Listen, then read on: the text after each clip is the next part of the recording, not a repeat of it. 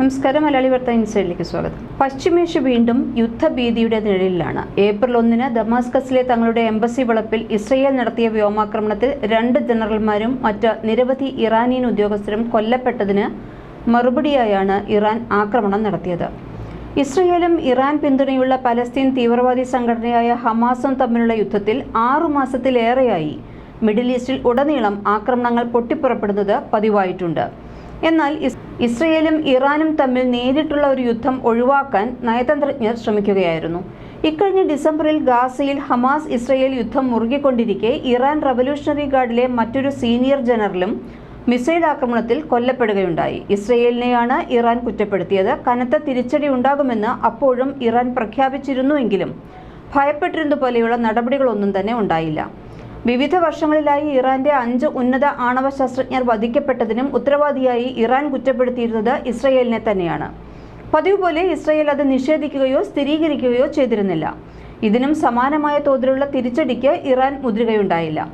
ഒരർത്ഥത്തിൽ അതിന്റെ എല്ലാം തുടർച്ചയായിരുന്നു ഏപ്രിൽ 1 ഡമാസ്കസിലെ ഇറാൻ നയതന്ത്ര കാര്യാലയത്തിനു നേരെ ഇസ്രയേൽ നടത്തിയ ആക്രമണവും അതിന്റെ 13ാം ദിവസം ഇസ്രയേലിനെതിരെ ഇറാൻ നടത്തിയ പ്രത്യാക്രമണവും. ഇതിനകം 33,000-ലേറെ പേരുടെ മരണത്തിന് ഇടയാക്കിയ ഗാസയിലെ യുദ്ധം തൽക്കാലത്തേക്കെങ്കിലും വാർത്തകളുടെ തലക്കെട്ടുകളിൽ നിന്ന് മാഞ്ഞുപോയി എന്നതു മാത്രമായിരുന്നു ഈ സംഭവങ്ങളുടെ ഒരു അനന്തരഫലമായിട്ട് ഉണ്ടായത്. ഇത് ഇസ്രയേലിന് ഗുണകരമാവുകയും ചെയ്തു. എന്നാൽ ഏപ്രിൽ 13 ഒമാൻ ഉൾക്കടലിലെ ഹോർമുസ് കടലിടുക്കിന് സമീപം ഇറാൻ സൈന്യം ഇസ്രയേലുമായി ബന്ധിപ്പിച്ച ചരക്ക് കപ്പൽ MSC ഏരീസ് പിടിച്ചെടുത്തതിനു ശേഷം ഇസ്രയേൽ ഇറാൻ സംഘർഷം തുറന്ന പോരിലേക്ക് നീങ്ങുകയാണ്.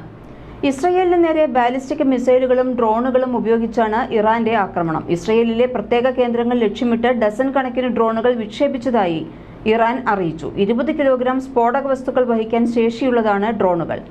ഇസ്രയേൽ ഏറ്റവും ചെറിയ അധിനിവേശം നടത്തിയാൽ പോലും വലിയ പ്രതികരണം തന്നെ ഉണ്ടായേക്കും എന്ന് ഇറാൻ പ്രസിഡന്റ് മുന്നറിയിപ്പ് നൽകിയിട്ടുമുണ്ട്. നഗരത്തിന്റെ തെക്ക് പ്രാന്തപ്രദേശത്തുള്ള ഒരു ഹൈവേയിലെ സാധാരണ വേദിയിൽ നിന്ന് തലസ്ഥാനമായ ടെഹ്റാന്റെ വടക്കുള്ള ബാരക്കിലേക്ക് മാറ്റി സ്ഥാപിച്ച വാർഷിക സൈനിക പരേഡിൽ സംസാരിക്കുമ്പോഴാണ് പ്രസിഡന്റ് ഇബ്രാഹിം റൈസി ഇസ്രയേലിനെ വെല്ലുവിളിച്ചത്. 3 ഹിസ്ബുള്ള പോരാളികളെ കൊലപ്പെടുത്തിയ ആക്രമണത്തിന് മറുപടിയായി ബുധനാഴ്ച ഇസ്രയേൽ താവളത്തിനു നേരെ ഡ്രോൺ മിസൈൽ ആക്രമണം നടത്തിയതായി ലെബനിലെ ഇറാൻ പിന്തുണയുള്ള ഹിസ്ബുള്ള ഗ്രൂപ്പ് പറഞ്ഞിരുന്നു.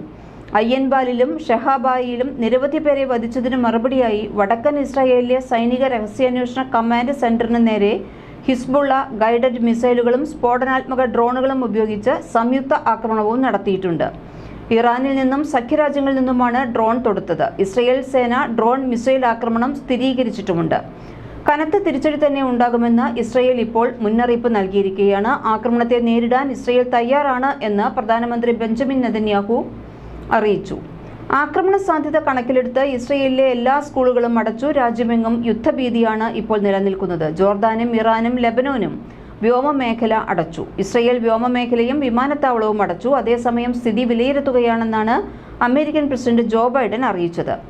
ഇറാന്റെ മിസൈൽ പദ്ധതി ഉപരോധിക്കണമെന്നാവശ്യപ്പെട്ട് 32 രാജ്യങ്ങൾക്ക് കത്തെഴുതിയിരിക്കുകയാണ് ഇസ്രയേൽ. ഇറാന്റെ സൈനിക സംഘടനയായ ഇസ്ലാമിക് റവല്യൂഷണറി ഗാർഡ് കോർപ്പസിനെ തീവ്രവാദ സംഘടനയായി പ്രഖ്യാപിക്കണമെന്നും കത്തിൽ ഇസ്രയേൽ ആവശ്യപ്പെട്ടിട്ടുണ്ട്. ഇറാനെ ദുർബലപ്പെടുത്തുന്നതിനുള്ള ഏക മാർഗം IRGCയെ നിരോധിക്കുക എന്നതാണെന്ന് കത്തിൽ എടുത്തു പറയുന്നു. ഇസ്രയേലിനെതിരായ ആക്രമണത്തിൽ ഇറാൻ സർക്കാർ തക്കതായ വില നൽകണമെന്ന് വിദേശകാര്യമന്ത്രി എക്സിൽ കുറിച്ചിട്ടുണ്ട്. ഇറാൻ നടത്തിയ ആക്രമണങ്ങളിൽ നിലവിൽ മൗനം പാലിക്കുന്നുണ്ടെങ്കിലും ശക്തമായി തിരിച്ചടിക്കുമെന്ന് തന്നെയാണ് ഇസ്രയേലി സൈനിക മേധാവി ഫെർസി ഹലേവി പറയുന്നത്. ഇറാന്റെ ആക്രമണത്തിനെതിരെ അന്താരാഷ്ട്ര സമൂഹം ഒറ്റക്കെട്ടായി നിൽക്കണമെന്ന് ഇസ്രയേൽ പ്രധാനമന്ത്രി ബെഞ്ചമിൻ നെതന്യാഹു ആഹ്വാനം ചെയ്തിരുന്നു. അല്ലാത്തപക്ഷം ഇറാൻ ആഗോള സമാധാനത്തിന് തന്നെ ഭീഷണിയാണെന്നാണ് നെതന്യാഹു കുറ്റപ്പെടുത്തുന്നത്. ഇതേസമയം യുദ്ധം വിപുലീകരിക്കാൻ സർക്കാർ ശ്രമിക്കുന്നില്ല എന്നും എന്നാൽ തങ്ങളുടെ പൗരന്മാരെ ഇല്ലാതാക്കുന്ന കൈകളെ വെട്ടിമാറ്റുമെന്നുമാണ് ഇറാൻ വ്യക്തമാക്കിയിട്ടുള്ളത്. തിരിച്ചടിച്ചാൽ അതിനേക്കാൾ ശക്തമായി ആക്രമിക്കുമെന്ന് ഇറാൻ ഇസ്രയേലിന് മുന്നറിയിപ്പും നൽകിയിട്ടുണ്ട്. രാജ്യത്തിന്റെ അതിർത്തി കടന്നാൽ വലിയ പ്രത്യാഘാതം നേരിടേണ്ടി വരുമെന്ന് ഇസ്രയേലിനും അവരെ പിന്തുണയ്ക്കുന്നവർക്കും ഇറാൻ സൈന്യത്തിന്റെ ബ്രിഗേഡിയർ ജനറൽ എബോൾ ഫസൽ ഷെക്കാർച്ചി മുന്നറിയിപ്പ് നൽകിയതായാണ് മാധ്യമങ്ങൾ റിപ്പോർട്ട് ചെയ്യുന്നത്. തങ്ങളുടെ മുന്നറിയിപ്പ് അമേരിക്ക, ബ്രിട്ടൻ, ഫ്രാൻസ്, ജർമ്മനി എന്നീ രാജ്യങ്ങൾ മുഖവിലക്കെടുക്കണമെന്നും ഇറാൻ വ്യക്തമാക്കി.